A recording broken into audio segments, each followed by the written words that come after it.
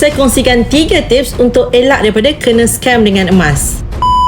Yang pertama, beli emas mesti dapat emas, bukan dapat janji bulan dan bintang. Simpan emas tak ada pendapatan tetap dan dividen. Kalau ada yang cakap simpan emas boleh dapat income tetap setiap bulan, itu scammer. Lari jauh-jauh. Mana-mana pelaburan yang klaim boleh bagi pulangan lebih daripada 15% setahun, semuanya scam, kecuali dibuktikan sebaliknya. Sebelum tu, perhatikan juga beberapa perkara penting sebelum melabur dalam skim bertopengkan emas.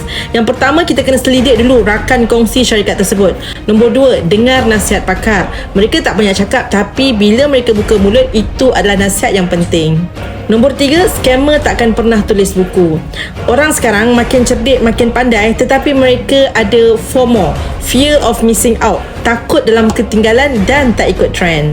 Manakala orang dulu lebih tenang dan lurus, mereka simpan emas masa ada duit dan cairkan emas bila perlukan duit. Mereka tak fokus melabur, tetapi lebih kepada fokus kepada simpanan. Dekat sini ada tak yang pernah kena scam emas? Cuba komen, kongsikan kisah tuan-puan dan pada tahun berapa kejadian tersebut.